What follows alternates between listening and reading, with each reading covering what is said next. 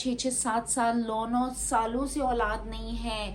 आपको पता है मैं तो 2 डीएनसी ना 2 मेरे मिसकैरेज हुए लोगों के 10-10 11-11 12-12 अटेम्प्ट 15-15 अटेम्प्ट, लेकिन बेबी नहीं हो रहा, बार बार ट्राई कर रहे हैं और हम कंसीव कर रहे हैं। मैं कंसीव कर रही हूँ पर मैं एहतियात नहीं करी। डॉक्टर ने बहुत डांटा, मुझे भी डांटा, काशिफ को भी डांटा बहुत ज़्यादा। अब खैर ये सारी चीज़ें हैं और अल्लाह ताला से बस मेरी दुआ है अल्लाह ताला आगे सारी चीज़ें बेहतर हूँ। मैं मुझे ब्लड टेस्ट वगैरह करवाने हैं और मैं आप लोग को फिर बता दूँ, मेरा कोई इरादा नहीं, मुझे बस अपने आप को अप टू डेट रखना है।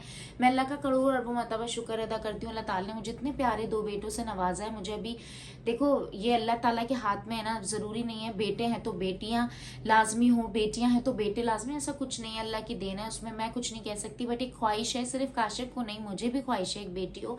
लेकिन अभी हम क्या कर सकते हैं, अभी हम अपने आप से तो नहीं खेल सकते ना। मैंने तो काशिफ को बोला भाई मैं बहुत अपने आप को लेके एहतियात से चलूंगी अभी आगे, क्योंकि मेरा भी कोई इरादा नहीं है। मैं बहुत डर गई हूँ। मुझे याद है मेरी डीएनसी हुई थी यार, मुझे याद है मैंने कितना सफर किया, मैंने वो 24 घंटे किस तरीके से गुजारे थे, वो पेन किस तरह से लिया था। मेरा ऑपरेशन हुआ, मैं बाकायदा ऑपरेशन थिएटर में गई हूँ, सारी चीजें हुई हैं जिसकी वजह से मेरा इतना ज्यादा वेट बढ़ गया है।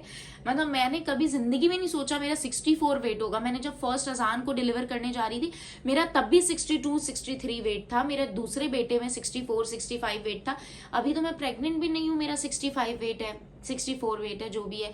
तो खैर अपना वजन कम करना है आप लोगों ने रिलैक्स रहना है। आप अगर कंसीव करना चाहते हो तो प्लीज ट्राई करो कि खुश रहो, हैप्पी रहो आप अपने पार्टनर के साथ। एंड सेकंड चीज ये कि प्लीज जो भी हस्बैंड है वो प्लीज अपनी वाइफ का बहुत ध्यान रखें। ये बहुत बड़ी चीज है, अल्लाह ताला की नेमत है, इस चीज का जो है ना वो बहुत ध्यान रखना है। तो बेसिकली जितनी चीजें हो सकती हैं, अपने खाने पीने का ध्यान रखो, अपने आने जाने का ध्यान रखो, सीढ़ियां नहीं चढ़ो ज्यादा, ऑटो में या बाइक पे बहुत ज्यादा सफर मत करो क्योंकि बाइक पे झटके लगते हैं, ऑटो में झटके लगते हैं, ठीक है। तो इन सारी चीजों से एहतियात करो। मैं सिर्फ आपको बता सकती हूँ, बाकी तो हर किसी का अपना एक्सपीरियंस है। लोग कहते हैं कि जिसने दुनिया में आना है उसने कैसे भी आना है, ठीक है। चाहे कितनी भी लड़ाइयाँ झगड़े, मैंने देखा है लोगों की प्रेगनेंसी में लड़ाइयाँ होती हैं, झगड़े होते हैं, चीज़ें होती हैं, लड़कियां काम कर रही होती हैं, जॉब कर रही होती हैं, फिर भी बेबी सही सलामत आते हैं, है ना।